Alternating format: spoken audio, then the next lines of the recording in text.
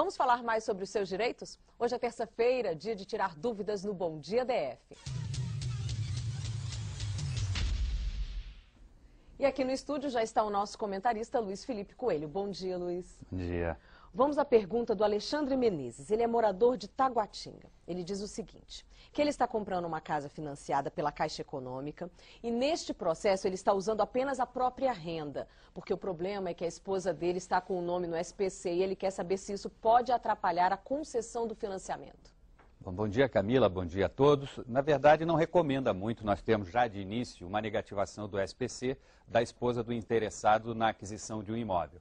Mas, como ele próprio demonstra, essa renda a ser utilizada na compra desse imóvel será uma renda exclusiva dele. Não haverá uma composição de renda do casal. Então, em princípio, a Caixa Econômica Federal ou qualquer agente financeiro de que você venha a se utilizar, ele não fará uma outra exigência a não ser daquela pessoa que efetivamente contrate esse contrato de mútuo. Então, o mútuo é a entrega desse dinheiro para a aquisição de uma casa própria. Ele deverá ser formalizado unicamente nessa pessoa do comprador e não haverá composição de renda. Então não há exigência de duas comprovações de não negativação. Como ele próprio já está ok com o SPC, não há nenhuma outra negativação, eventualmente você poderá não ter problemas com a aquisição dessa moradia. Uma segunda pergunta do Franco Souza da Ceilândia. Ele conta que em novembro do ano passado sofreu um acidente de trabalho, no qual perdeu 2 dedos da mão esquerda. Foi feita uma perícia e se confirmou que o acidente foi provocado por um problema na trava de segurança da máquina.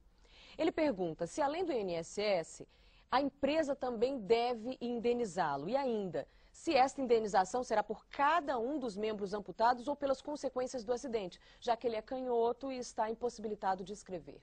Camila, ele tem direito sim à indenização por danos morais e danos materiais. A Constituição Federal garante essa indenização quando houver dolo ou culpa do empregador.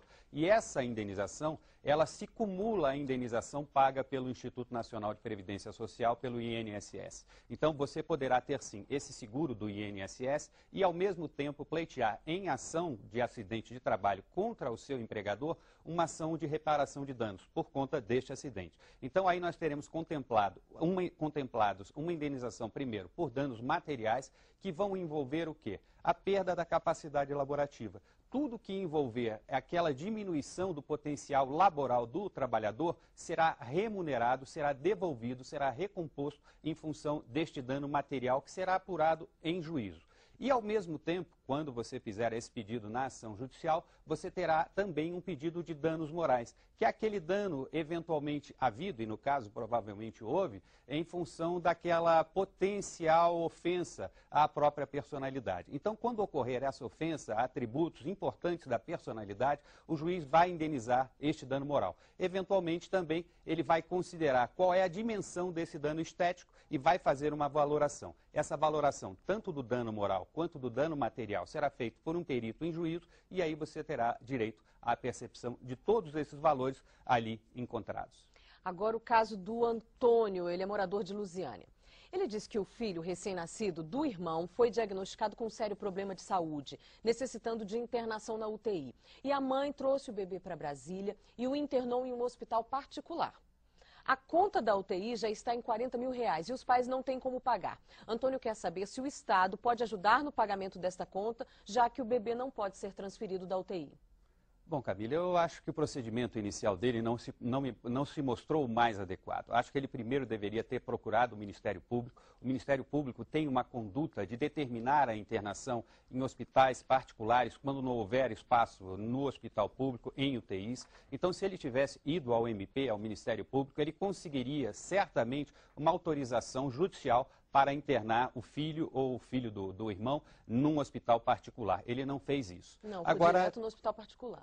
Ele não fez isso. Ele foi direto ao hospital particular sem passar pelo Ministério Público, sem conseguir essa autorização. Então ele fica numa situação um pouco complexa. Por quê? Porque ele assumiu o risco de todo o pagamento desse débito havido com a UTI em hospital particular.